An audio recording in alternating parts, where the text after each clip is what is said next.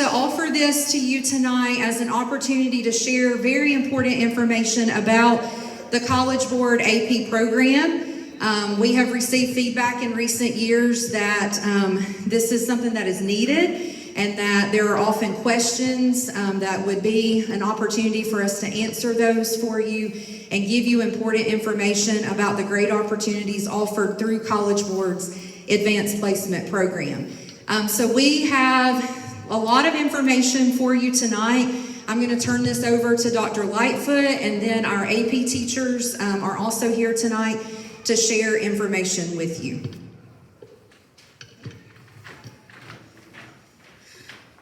All right, welcome to AP Parent Night. We appreciate all of you coming.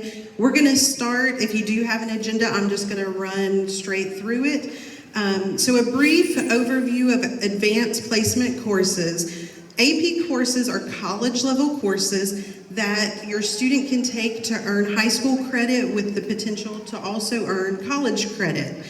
To earn college credit, sorry, that speaker got me. To earn the college credit, they have to take the AP exam, which is given in May, and they have to earn a score that is approved by their particular college that they want to attend. If you look on the agenda, the first QR code links you to the College Board website where you can search either by college or you can search by the AP course to figure out which score the college requires for that particular course. So Georgia State may require one score on an AP exam while Georgia Tech requires a different score. So you would need to visit that to see the actual score required by your choice of college. So some AP courses that we offer are year-long courses and some are semester-long courses. Even though they're different in length, all AP exams are taken in May. That is a decision that's set forth by the College Board. So to accommodate for that, all of our courses that are semester long are taken in the spring. That way students do not have to take the course and then wait a semester before they take the test. The courses that we offer that are year long are AP Biology, AP Chemistry, AP US History, and AP Language. Let's see.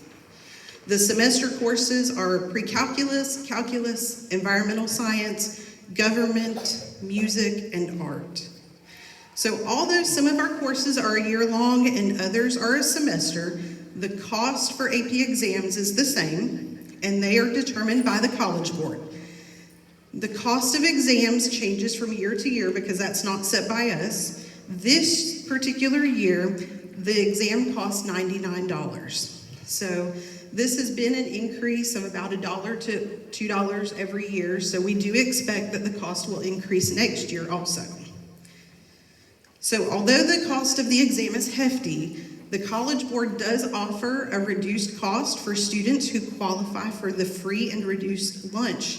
The student would have to fill out that form at the beginning of the year, make sure they turn it in to the cafeteria, and then we would get that information through the nutritional staff. So the cost of a reduced exam is $53.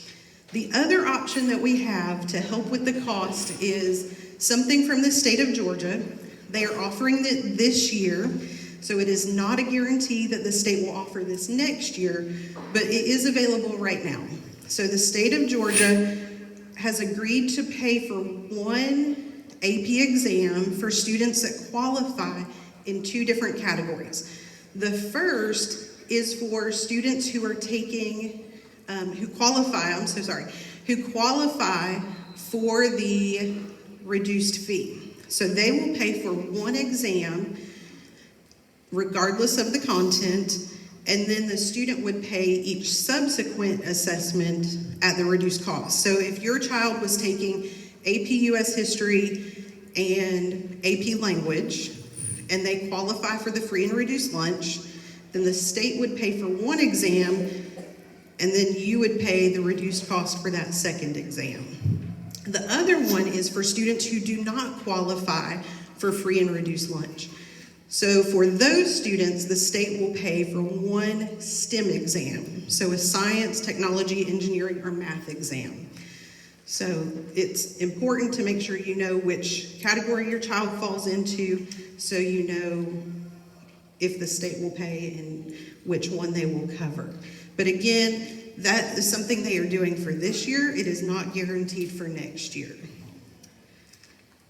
Let's see. So, Ms. Herron, I'm going to let you come up and talk about the benefits.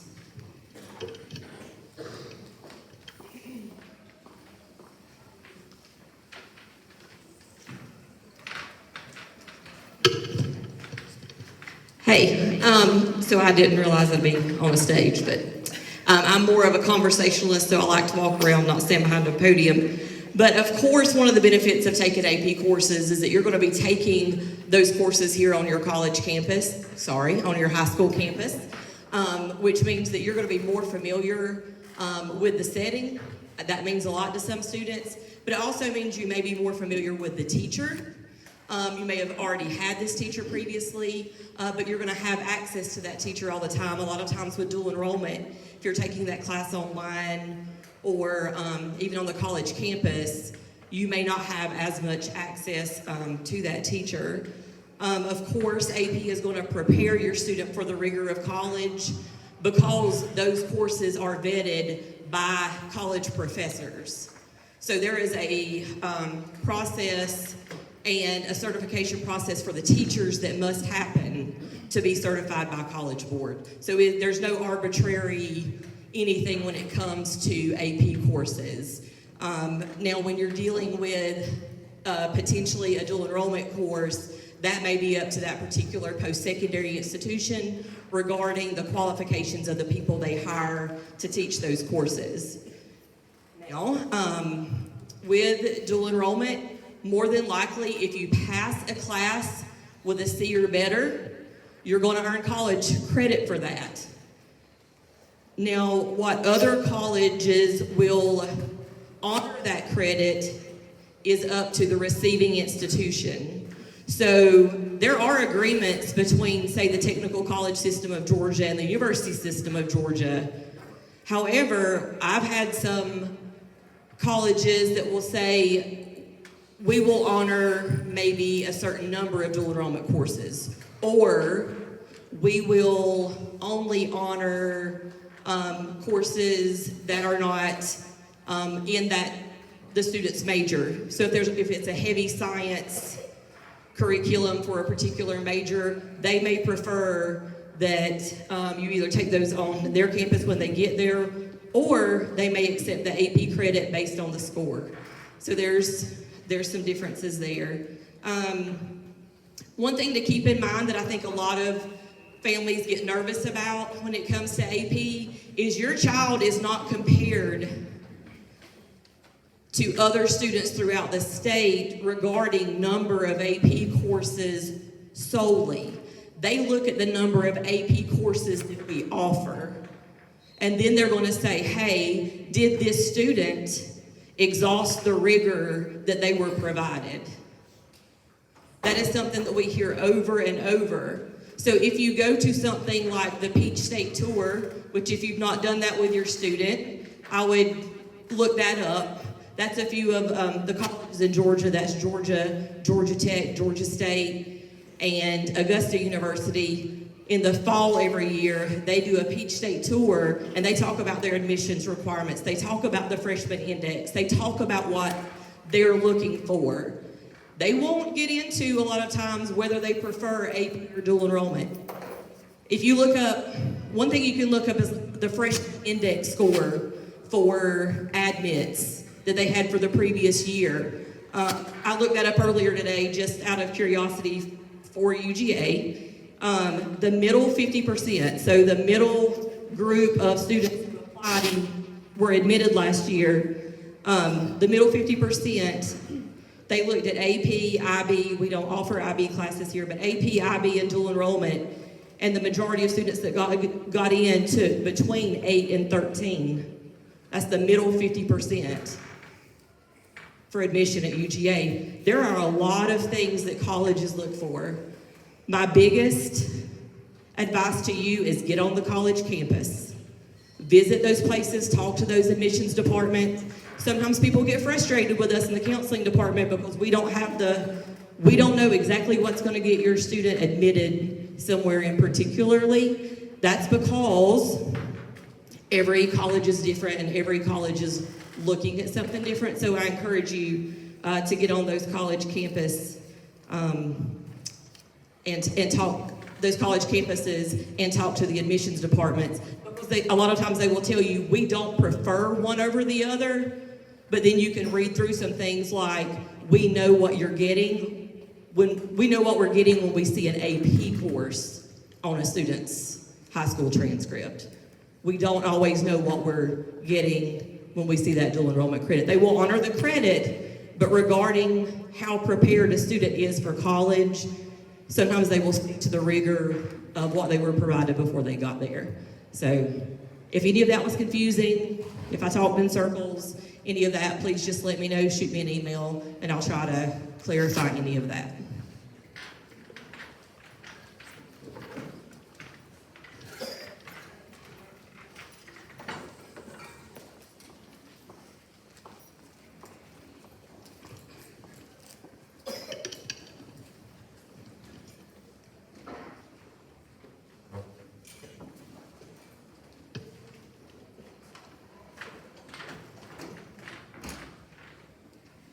Okay, in just a minute, we're going to have our AP teachers come up and speak about each of their courses.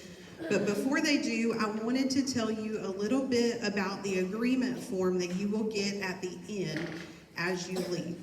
So the agreement form that you will get essentially says that you and your child understand the level of rigor required or entailed in the AP course, as well as the level of commitment required to do well in that course. So once a student signs the agreement form, we are asking that they remain in that course for the duration of it.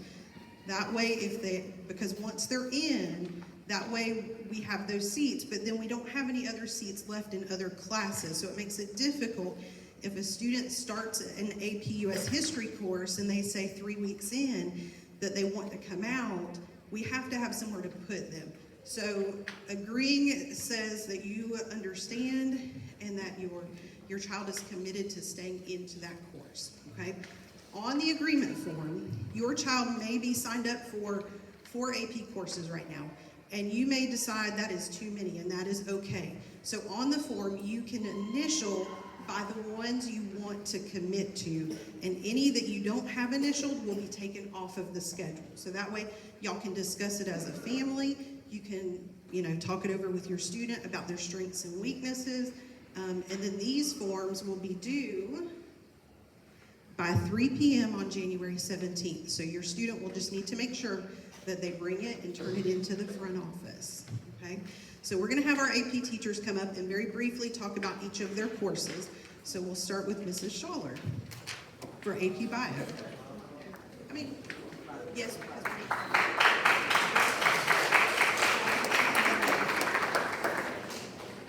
sorry, we're all a little uncomfortable up on this stage, but we're recording, so that's why we have to be up here.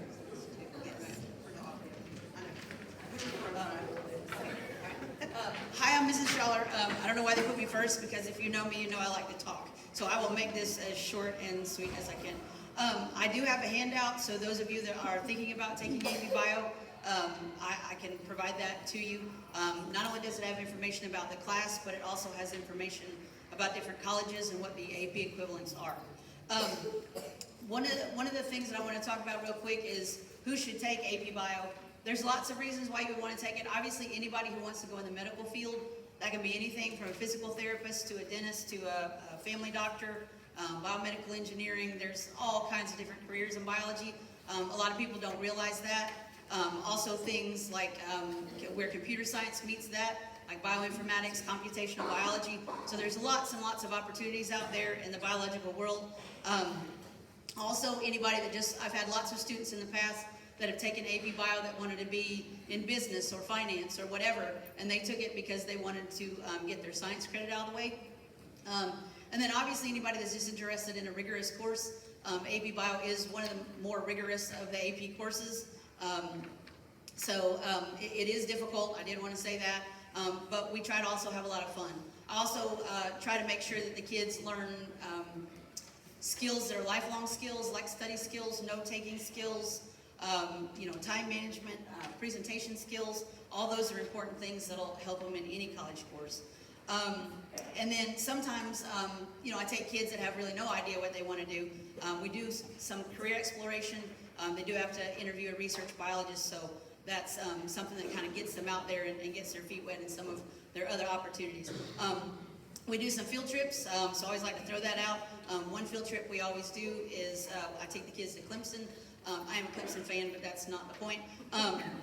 Go Tigers. But anyway, but we go there, we do a couple biotech labs, and then we do a campus tour, and that way they get a feel for what a college campus looks like, so when they go to other college campuses, they kind of know what to ask and what to look for. And then, of course, we're doing our biotech labs, so the kids always like to play with the micro pipettes that are about $100 a piece. But anyway, and we can't afford those here. So anyway, and then is there a prerequisite for AP Biology? Really, the prerequisites are biology and chemistry. But not everybody can take those before they take biology, or AP Biology, I should say. It's very heavy on experimental design, so that's about half the class. The other part is the biology, and I always tell the kids kind of laughingly, I don't have time to teach biology and AP Biology, because I don't. So to give you an example, in honors biology, we take about a week and a half to do photosynthesis. Today we covered what we would cover in honors in about 45 minutes. And then I'm like, okay, when we come back in January, we're going to move forward. So it is a very rigorous course, so just be prepared for that.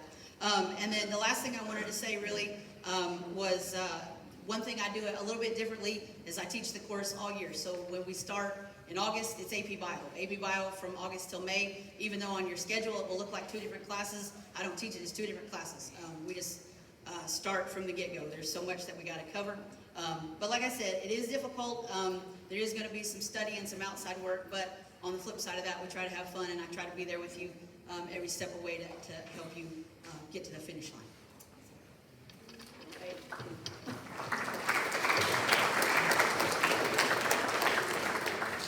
One thing I forgot to mention is that on the back of your agenda, there are a lot of QR codes, and each QR code will take you to the syllabus for the course listed right above it. So if you are interested or you have AP Biology on your course request, you can scan that first QR code and it will take you to a draft of the AP Biology syllabus. Now please keep in mind that all of the syllabi are drafts, so those may change. It just gives you a sample to see of what you could expect or maybe what has been taught this current school year. So just be aware that they are drafts, but it gives you an idea of what you can look for. Okay, so next we're going to have Miss Cannon for AP Chemistry.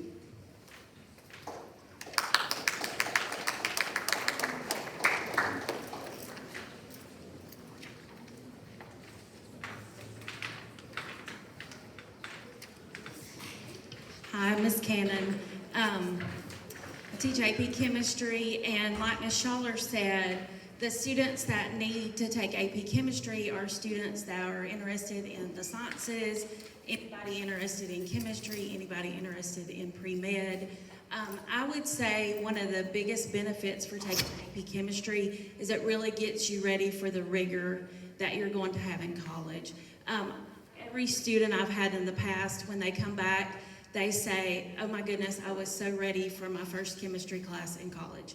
And actually had one tell me today that just took their first chemistry class in college and said, this was wonderful, I knew all the stuff. So that would be the biggest benefit. The other thing that I would like to say is there will be some outside work in AP Chem, but mainly a lot of it comes down to working in class. It's a different type of class, it's more application than it is memorization, and so I know all the sciences are that way, and it takes a different type of study. So it takes probably the first 2 months for the students to get used to a different way of learning. So we do teach them that. We teach them study skills. We teach them problem solving so they can take all of that with them as they go. The other thing that I wanted to say about chemistry and biology is that they can earn up to 2 credits for our class. So if they pass the AP exam, they can get college credit for the first semester and the second semester of chemistry. So, and if you have questions, I'll be here after. I also have a handout that you can pick up from me.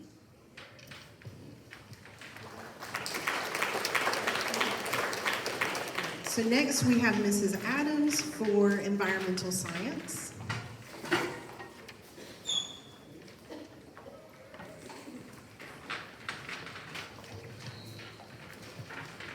Hello. So AP Environmental is the only science AP that is just one semester, which is awesome for me because we have 99 topics that we have to cover in about 78 days. But the good news is this will be my 8th year teaching it, and my students do really well. I think one reason why they do really well is because it tends to be more of like a capstone class. So students tend to take it senior year.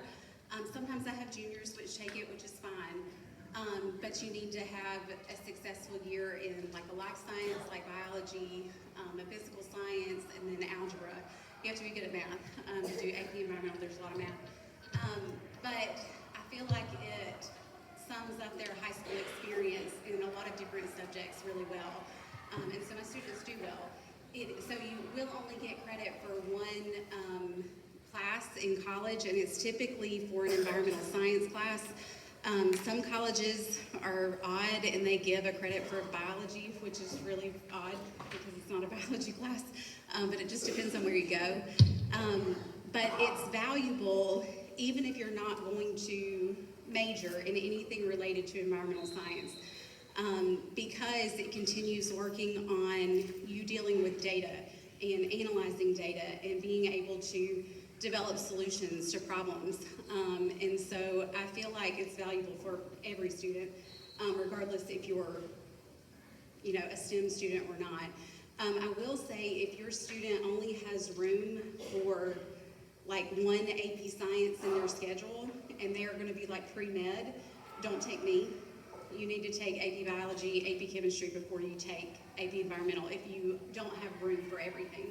But if you do have that opening your senior year in your spring semester, this is a fabulous class to finish up your high school career. It's very rigorous, it's very fast, but it's very interesting. And I will say that I know environmental science can become politicized a lot. That doesn't happen in my room. We focus on the science behind everything. And so I don't want you to feel like your student will come to class and be given one view of information. We approach it from a knowledge-based approach, if that makes sense.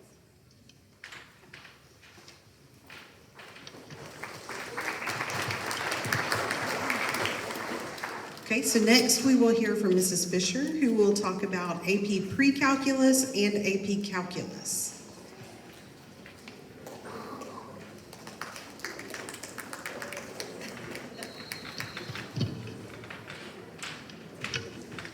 Okay, so I'm Miss Fisher, and I teach AP Calculus, and next semester I'll be teaching AP Pre-Calculus for the first time. I was just going to start off, why your child should take an AP course, and really it's the most rigorous courses that we have here in high school. And if they score good on the AP test, of course they could earn college credit, which will save you money in the long run. It's exposure to the material that's very important. Students are better at handling challenging issues and problems. It's very competitive when you're applying to college, so the rigorous courses is going to help your child. The AP courses help develop strong problem-solving abilities used in the career paths and life situations, helps develop self-control for professional things. When a student takes an AP course, it shows their dedication to academic integrity and a readiness to take on difficult assignments. The AP Calc and the AP Pre-Calc will help your child if they're planning on going into a field that involves the STEM, which is science, technology, engineering, or mathematics. I'll start with pre-calculus. We're going to explore, your child should have had Algebra 2 and Geometry. It's a course that does a lot with functions. They'll have a broad spectrum of functions, and these are foundational for careers in mathematics, physics, biology, health science, business, social science, and the data science. Both pre-calc and calculus are only semester classes, and they're taught in the spring. With the calculus that I've been doing for several years, I try to get through all of that within the first 9 weeks before spring break, so that after spring break we have a lot of time just to review for the AP test. And the AP test is divided between multiple choice questions and FRQs, which are free response questions. So after we get back from spring break, all we do is just practice multiple choice and free response questions. AP Calculus is the study of change, and in that class we deal with limits and derivatives, curve sketching, integration, differential analysis, and a lot of area. I just need you to make sure that there will be some outside studying that they will need to do, probably a lot of outside studying.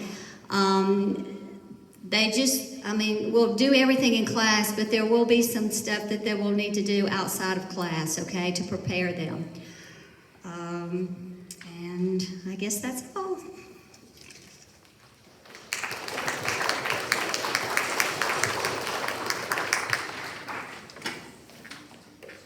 So our AP US History and AP Government teachers could not be here with us this evening, but they did send me something to read about their courses. So this is from the AP US History teachers, and it says the AP US History course at Stevens County High School is not about just learning facts, it's about developing critical thinking skills, building historical analysis abilities, and preparing for future academic and career success. The AP US History course is designed to be a challenging and intellectually stimulating. It goes beyond the basics of American history by encouraging students to dive deeper into historical events, examining their causes, effects, and relevance, from colonial America to modern-day issues. Students explore a broad array of topics, each requiring analytical thinking, detailed knowledge, and thoughtful reflection. The curriculum emphasizes not only the memorization of key events and figures, but also understanding the broader context of these events.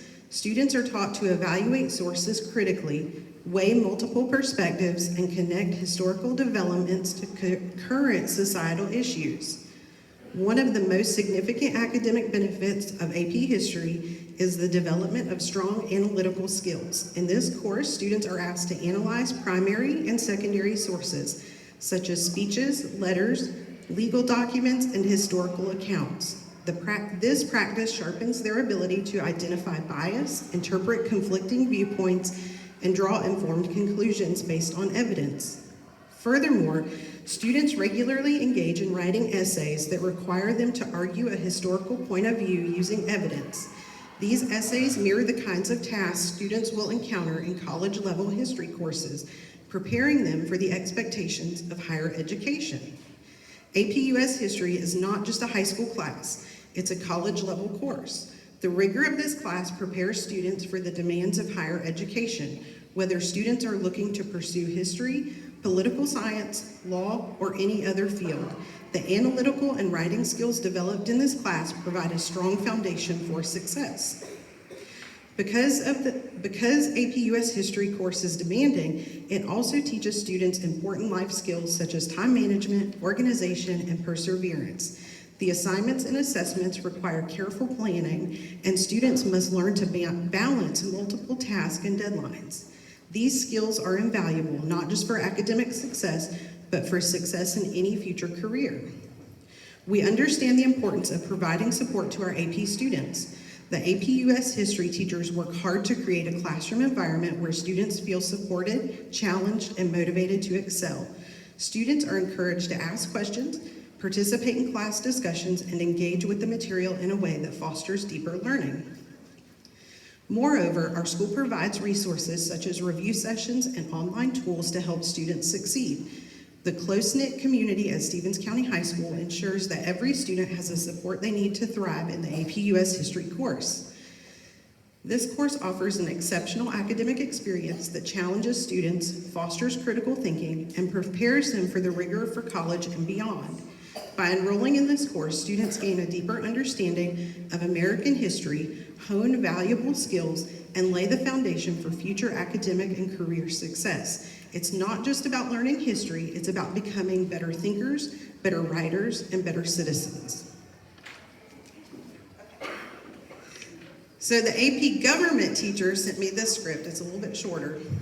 So the AP US Government and Politics provides a college-level, nonpartisan introduction to key political concepts, ideas, institutions, policies, interactions, roles, and behaviors that characterize the constitutional system and political culture of the United States. Students will study U.S. foundational documents, Supreme Court decisions, and other text and visuals to gain an understanding of the relationships and interactions among political institutions, processes, and behavior. They will also engage in core skills that require them to read and interpret data, make comparisons and applications, and develop evidence-based arguments. The AP US Government and Politics course is organized around 5 units, which focus on major topics in US government and politics.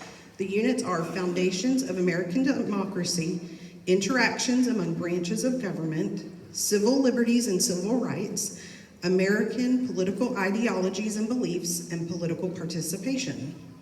Foundational documents and Supreme Court cases are an integral part of the course and necessary for students to understand the philosophical underpinnings, important legal concepts, and political values of the U.S. political systems, and may serve as the focus of AP exam questions. There are 9 required documents, including the Declaration of Independence and the Constitution. There are 15 landmark Supreme Court cases that students need to be familiar with for the exam. The exam is one of the most rigorous AP exams. It asks students to interpret, apply, and predict using their understanding of the content. The exam is made up of 2 parts, a multiple choice part and an essay section. The multiple choice section is 55 questions and students have 80 minutes to complete it. The second part, the essay, consists of 4 essay questions and students have 100 minutes to complete it. So next we will hear from Mr. Blood for AP Language.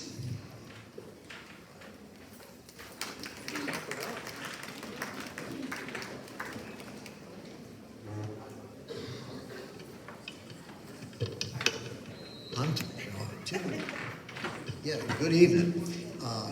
In light of what everybody was saying up here, I thought it important to give you a perspective of AP language, not from me. If you're interested in AP language, I have a packet for you when you leave. I'm going to read what's in the packet. One of my students. At the end of every semester, I do an exit poll.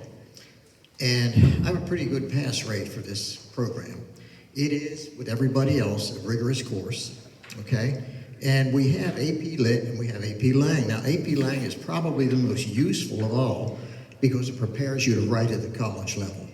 So we take calculus, we take biology, we take environmental science, we take chemistry. At some point in time, the students are encouraged to write. Not just encouraged, they have to write. How do they write? Well, let me give you one here.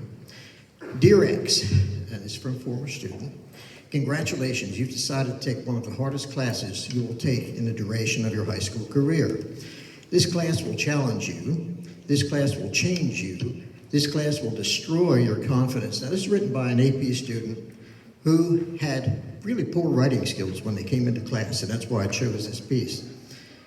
This will change you, destroy your confidence in your writing unless you are inherently talented, and construct a stronger writer with a powerful voice from the remains. fully capable of making 5s on every paper. That's a scoring guideline, okay? In this class, you must try. You will not sit and succeed as one might in lesser classes. But if you put forth an effort, Mr. Blood helps you. And there is no excuse for not trying, no infirmity to permit a lack of effort, no mentality to pardon a lack of dedication. Mr. Blood is one of our best teachers in this school, has the pleasure of employing. I am not from this school. This is my last school. He's an excellent mentor, an exemplary teacher. Under him, you'll prosper as a writer. He goes on and on and on and on. And in the end, this class is more than worth the effort required by it. But not everyone is willing to supply this effort. There is a price to pay for change. There's a price to pay for stagnation. Are you willing to pay the price, the effort for the change that is offered by this class? If not, you better leave now.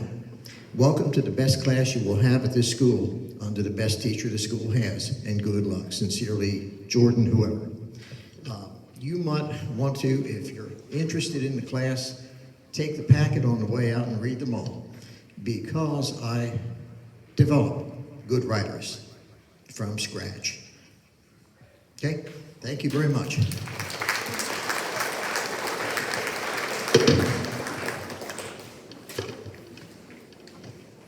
I just wanted to say one more thing really quickly, because I know a lot of you have a decision to make. So I'm kind of putting on my mama pants here for a second, because I had 2 students who came through this school. But a lot of times parents will sit in my office and they'll say, okay, Renee, what would you do? What would you do for your child?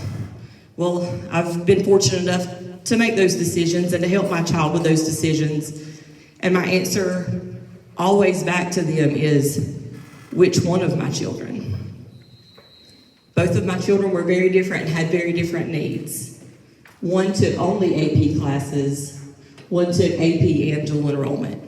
So you have to know a lot about your child and what their goals and dreams are, and then make the best decision for them. And I'm sorry that we can't look you in the eye and say, this is what you should do. This is what your child should do. But that's where those conversations come in. That's where that research comes in on their part. That's where those conversations and college tours will be important. So there is a decision you'll have to make. And we're happy to help you make that.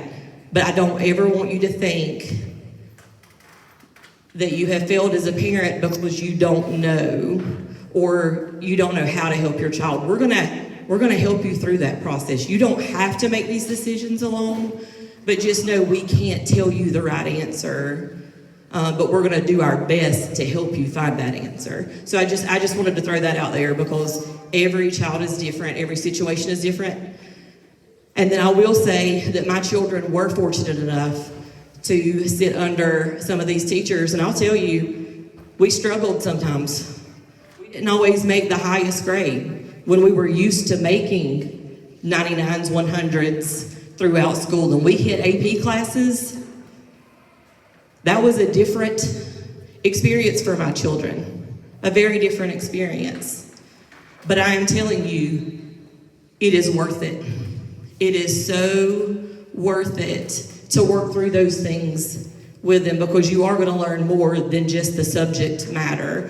They're going to learn how to face things that are tough and challenging, and they're going to need that when they leave us.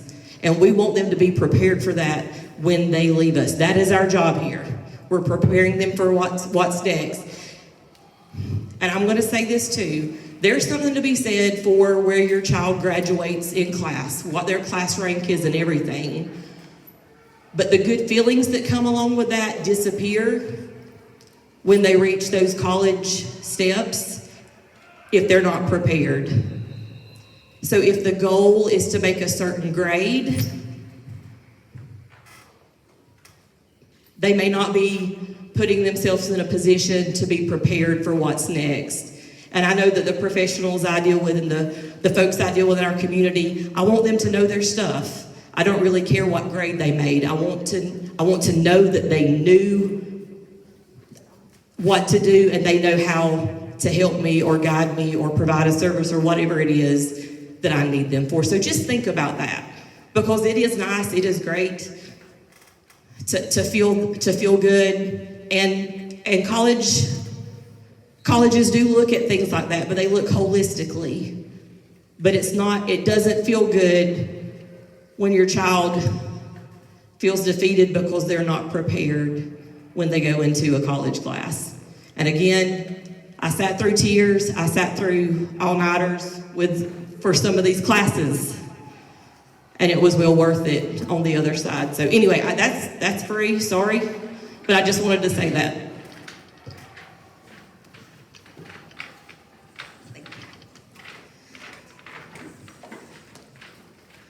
So as we wrap up, we want to say thank you so much for attending tonight. We have a couple of things set up around the room. If you were unable to sign in when you came in, we've moved the sign-in tables up here at the front. So this table over here has the last names Alewine through Martin, right? Yes. And this table over here has Martinez through Yang. So if you have not yet signed in, or if you were not able to get an agenda, they are up here on these tables at the front. It is very, very important for you and your student to sign in. If you do not sign in, the AP courses will be removed from their schedule because we will not know that you were here tonight. So please, please, please make sure that you sign in before you leave if you have not already done so. Also, back by the exit doors, we will have Mrs. Jameson and Ms. Thomas. They will be handing out the agreement forms. So as you leave, please make sure that you take an agreement form. It's one per family so that we can make sure that we have enough for everybody. So it does not matter how many AP courses you're signed up for. It's one per family, or per child, I'm so sorry. One per child, but make sure you take one as you leave. Talk about it as a family. Y'all discuss which AP courses you want to remain in the schedule request. Make sure you initial those on the back and sign all the places that need to be signed. And your student needs to return those to school no later than 3 p.m. on January 17th. If we do not have a form back by 3 p.m. on January 17th, then those courses will be removed from their schedule request. So at this time, if you have not signed in, please make sure you do so, or if you need an agenda, you can get one. And otherwise, you are free to go. Thank you for attending tonight.